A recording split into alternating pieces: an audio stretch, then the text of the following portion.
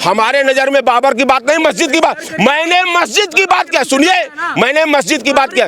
नहीं, मैंने मस्जिद की बात किया है। मस्जिद बनाने से आप नहीं रोक सकते किसी को। मंदिर मस्जिद, मैं बाबरी मस्जिद, आप उसको बार बार बाबरी नहीं, हम धर्म की बात। आप जबरदस्ती अपनी जबान मेरे मुंह में नहीं डाल सकते हैं। ये जबरदस्ती आप लोग गोदी मीडिया वाला काम करना बंद कर दीजिए। मैं कह रहा हूं कि धर्म के अनुसार, मैं अगर हिंदू हूं तो मैं मस्जिद बनवाऊंगा, तो उसमें किसी मुस्लिम को इतराज क्यों? अगर कोई मुस्लिम मस्जिद बनवा रहा है, वो उसका निजी धार्मिक आस्था है। कौन मतलब आप जो कह दो वो हम बोले? मतलब तुम कहाँ थे? तुमने कई दिन बोला है? कौन आरएसएस और संघ का व्यक्ति वंदे मातरम बोला है? यही वो लोग हैं जो तिरंगे का अपन नहीं। आप व्यक्ति बताइए कि 2014 से पहले इस देश में सरकारें हुआ करती थी कि नहीं? हम वही तो जानना चाहते हैं। वो जो गौरवशाली इतिहास आरएसएस और संघ का है, उसी को तो मैं जानना चाहता हूँ। मैं पूछना चाहता हूँ कि 200 सालों में आरएसएस और संघ का कौन सा गौरवशाली इतिहास रहा इस देश के प्रति? न्यायपालिका के सर्वोच्च कुर्सी पर बैठे हुए न्यायाधीश पर उन्होंने जूता फेंका था, तो जूता का बदला जूता मिलेगा। तुम एक नाम बताओ आरएसएस और जनसंघ के लोगों का कि जो वंदे मातरम गीत गाते हुए जेल चले गए। कोई एक नाम तो आना चाहिए। उस नाम को तो रखो कि चलो तुमने, अगर कांग्रेस ने विरोध किया तो आरएसएस और जनसंघ का वो कौन सा व्यक्ति था जो वंदे मातरम गाते हुए अंग्रेजों से लोहा लिया और जेल गया? देखिए, विषय आज मुद्दा वो नहीं है। बीजेपी इस भारतवर्ष को मुद्दा विहीन बना चुकी है। वो नहीं चाहते कि आज के ज्वलंत मुद्दों पर सदन में चर्चा हो। वो हमेशा इस तरह के उल जुलूल, हम कांग्रेस के लोग वंदे मातरम और जनगण मन का विरोध करेंगे। शर्म आनी चाहिए भाजपाइयों को। मतलब जिस गीत को इस राष्ट्र को समर्पित किया गया, वो राष्ट्र गीत है। जनगण मन हमारा जो है राष्ट्रगान है, और उस पर तुम आरोप लगाते हो, तो ये बेबुनियादी जनता इस चीज़ को समझ रही है। कहने का तात्पर्य ये है कि वंदे मातरम आज जो सदन का मुद्दा इन्होंने बनाया, वो कोई मुद्दा नहीं था। आज ज्वलंत मुद्दा जो है देश का, चूँकि आज लोकतांत्रिक व्यवस्थाओं से, लोकतांत्रिक मूल्यों से जनता का विश्वास उठ रहा है। पहले तो वो चर्चा का विषय आज सदन में होना चाहिए। हमारे पूरे संवैधानिक प्रक्रिया में मात्र एक अधिकार जनता के पास वोट देने का अधिकार संविधान में दिया गया है। उसका हनन हो रहा है, उस पर डकैती की जा रही है, उस पर चोरी की जा रही है, और ऐसे मुद्दों से आप भाग रहे हो और बेबुनियादी मुद्दों को सदन में रख रहे हो। बात कर तो रहे हैं वोट चोरी के मुद्दे पर। अभी आपने देखा ना, संसद में चर्चा हुई चुनाव पारदर्शिता को लेकर के। देखिए, एक चीज़ बता दें, आप लोग सारे लोग वरिष्ठ पत्रकार हैं, और आप लोग की भी नैतिक जिम्मेदारी बढ़ जाती है सही तथ्यों को समाज में रखने की। क्योंकि आज जो गिरावट आई है, चौथे स्तंभ आप लोग हैं। इस गिरावट और वो उस जनता के बीच में सही तथ्य को रखने की जिम्मेदारी आपकी भी है, और उन चीज़ों को रखिए। आप बताइए कि सदन की कार्रवाई पर, एक दिन की सदन की कार्रवाई पर लाखों रुपए खर्च किए जाते हैं। वो किसका पैसा खर्च होता है? वो जनता का पैसा खर्च होता है। सदन में जनप्रतिनिधि चुनकर अगर जनता भेजती है, तो ये मानकर भेजती है कि हमारे मुद्दों पर जाकर मेरा सांसद और विधायक सदन के अंदर बैठकर हमारे मुद्दों की चर्चा करेगा। वो भोजन करने के लिए कैंटीन नहीं बनाई गई है कि आप वहां जाकर भोजन करोगे और मौज मस्ती करोगे। जनता के मुद्दों की आप बात नहीं कर रहे हो। कितने घंटे बहस चली आज पूरे देश में? सही बता दें, आप गांव में जाकर घूम लिए, आज भाजपा सरकार से जनता का विश्वास उठ चुका है लोकतांत्रिक मूल्यों को लेकर। आज ये जरूरत है कि आप उन मुद्दों पर बहस करिए। वंदे मातरम पर बहस हुई तो वो भी तो राष्ट्रीय मुद्दा है ना, लोग बोल नहीं रहे। देखिए, वो भाजपा का मुद्दा हो सकता है। आप वो भाजपा कौन नहीं बोल रहा है? कौन? मतलब आप जो कह दो वो हम बोले? मतलब तुम कहाँ थे? तुमने कई दिन बोला है? कौन आरएसएस और संघ का व्यक्ति वंदे मातरम बोला है? यही वो लोग हैं जो तिरंगे का अपन। उस दिन आप जैसे वरिष्ठ पत्रकार उस दिन भी थे। आपने क्यों नहीं पूछा कि 2002 के पहले तुमने तिरंगा कभी नहीं फहराया? इसी देश में तुम थे ना, इसी देश में थे। तुमने कितने दिन बंदे, तुम जबरदस्ती तुम जो थोपोगे उसको हम मानेंगे, हम अपनी स्वेच्छा से मानते हैं। मदनी मना कर रहे हैं बोलने के लिए। देखिए एक चीज बता दें, मदनी और मोदी लगभग दोनों राशि नाम एक है। मदनी जो बयान दिए हैं उस बयान से मैं सहमत नहीं हूं। मैं व्यक्तिगत तौर में, मेरा व्यक्तिगत, अगर नहीं सुनिए, वो मदनी ने भाजपा द्वारा स्क्रिप्ट लिखी गई बयान दिया है।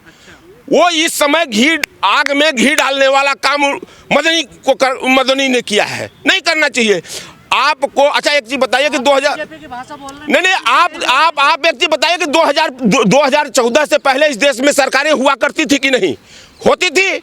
उसके पहले तो किसी ने कोई जबरदस्ती कोई बोलवाने के लिए किसी को बाध्य करता था? ये माहौल कब बना? जब ये भाजपा की सरकार बनी, जब ये भाजपा ने ये माहौल क्रिएट किया है। हर समय आप 24 घंटा हिंदू मुस्लिम ये बोलो वो बोलो, ये मत खाओ। आप कह रहे हैं हिंदू मुस्लिम का एंगल दिया जा रहा है, लेकिन वो हिंदुओं मतलब हिंदू सो गया है। सोया तो था हिंदू तो अब जग गया है। हाँ अब जग गया, मतलब यही कहने का मतलब कि जब से मोदी और योगी और ये अमित शाह बैठ गए जग गया। हाँ अरे ये निर्लज्जता भरा प्रश्न मत करिए आप। कल भी यह भारतवर्ष जो है इतना खूबसूरत ये लोकतांत्रिक देश है। कह रहे हैं कि गौरवमय इतिहास जो भारत का उसको हम पटरी पर ला रहे हैं। अच्छा कौन सा गौरवमयी इतिहास बताइए ना, हम वही तो जानना चाहते हैं। वो जो गौरवशाली इतिहास आरएसएस और संघ का है उसी को तो मैं जानना चाहता हूँ कि आप 1857 में प्रथम स्वतंत्रता संग्राम सेना की लड़ाई, झांसी से लक्ष्मीबाई ने उसका आगाज किया और उसके बाद आज तक 2025 तक मैं पूछना चाहता हूं कि 200 सालों में आरएसएस और संघ का कौन सा गौरवशाली इतिहास रहा इस देश के प्रति? कौन सा उन्होंने योगदान किया? आजादी की लड़ाई में किया, इस देश को बनाने में किया, इस देश को संवारने में किया। कौन से योगदान किया? हमेशा तोड़ने की राजनीति किया है भाजपा ने, हमेशा बांटने की राजनीति किया, कभी जोड़ने की राजनीति तो आप किया ही नहीं। को जोड़ रहे हैं, आप कह रहे हैं तोड़ रहे हैं। कौन हिंदू को जोड़ रहा है? भाजपा सर क्या बात कर रहे हो यार? हिंदू और मुस्लिम ये मुद्दा लेकर आप खड़ा, ये भारतवर्ष सबका है, ये हिंदुओं का भी है, मुसलमान। अब कोई कह रहा है, मैं सुन रहा हूँ कि वो कोई बाबरी मस्जिद बन रही है, कहीं बंगाल में मुर्शिदाबाद में मस्जिद बन रही है। हमको एक चीज बताइए कि अपने धर्म के अनुसार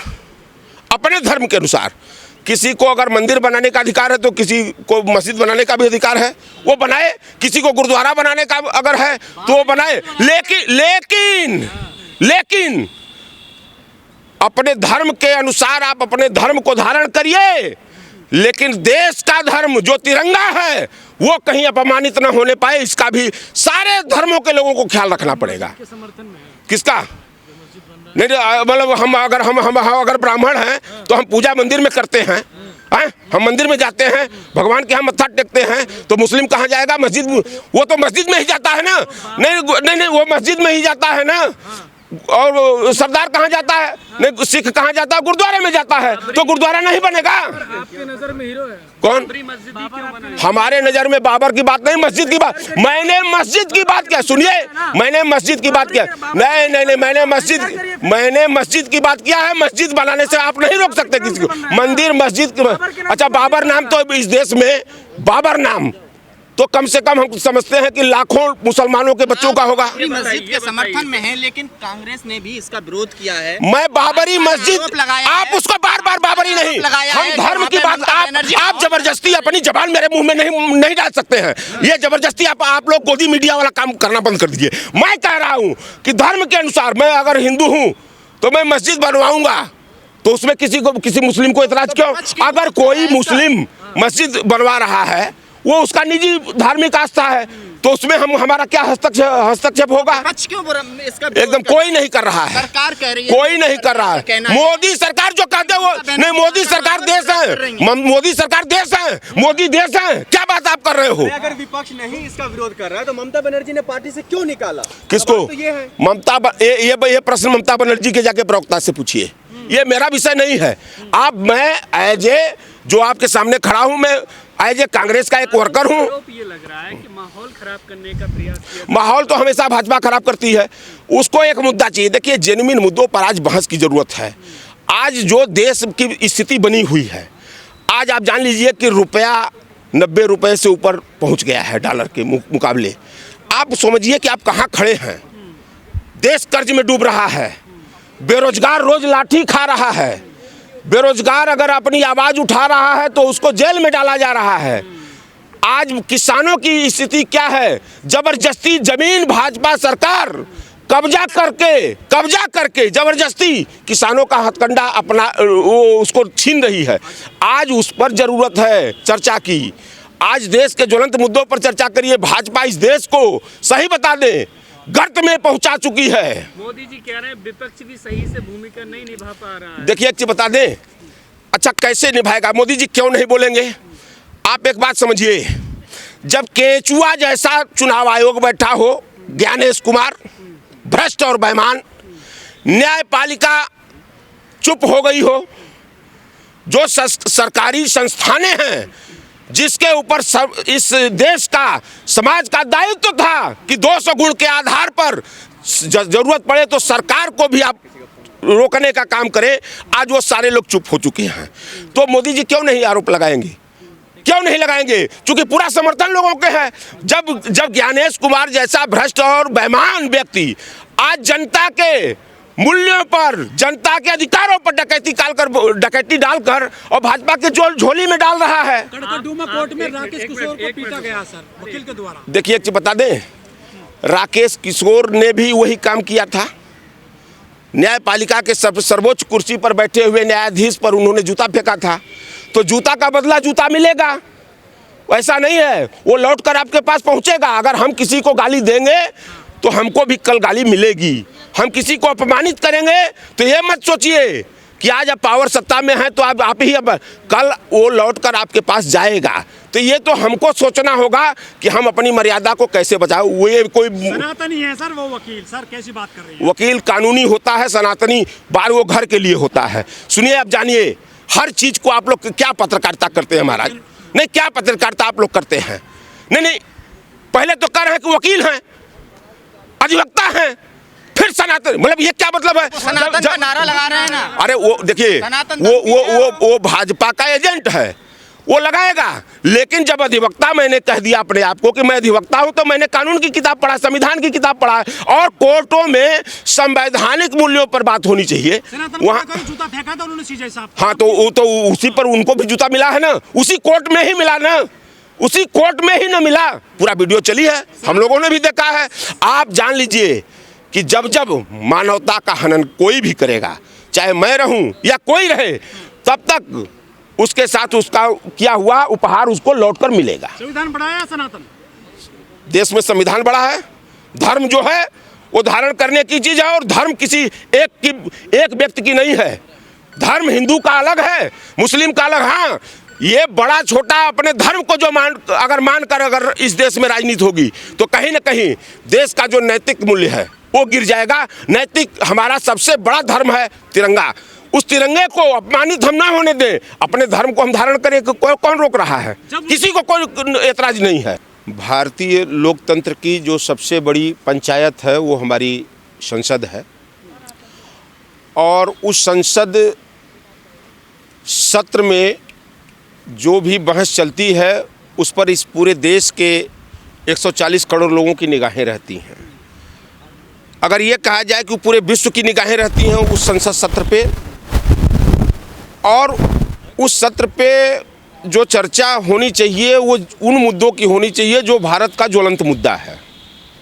आज देश की समस्या क्या है? ठीक है, वंदे मातरम आज से लगभग 150 साल पहले वो गीत लिखा गया, और उस गीत को लिखने वाले जो महापुरुष थे बंकिम चंद्र चटर्जी जी, उस गीत को लिखने के पीछे, उस गीत को फिर राष्ट्र को समर्पित करने के पीछे, और उस गीत को कांग्रेस ने अपनाया। जानिए टेक्निकल चीज, आप कह रहे हैं कि ये आज आरोप लग रहा है कि कांग्रेस ने विरोध किया था। पहले तो मैं यहाँ बता देना चाहता हूँ भाजपाइयों को और संघियों को कि कांग्रेस ने उसको अपनाया, आत्मसात किया, और उस गीत के अंदर के शब्दों की ताकत को आप समझिए कि वो जब वंदे मातरम गीत गाकर जब आज़ादी के दीवाने हमारे स्वतंत्रता संग्राम सेनानी जब चले तो वो अंदर से उनको ऊर्जा मिली और अंग्रेजों से लोहा लेने का काम किया। वो गीत की ताकत थी वो। दूसरी चीज़ कि अगर नेहरू ने विरोध किया, जैसा कि आज ये संघ के लोग आरोप लगा रहे हैं, वो भी संसद भवन के अंदर जहां पर ज्वलंत मुद्दों पर बहस करनी चाहिए, बेबुनियादी मुद्दों पर वहां बहस हो रही है। संसद भवन के अंदर जब नेहरू ने विरोध किया तो चलो हम चलो तुम्हारी बात ही 1 मिनट के लिए मान लेते हैं,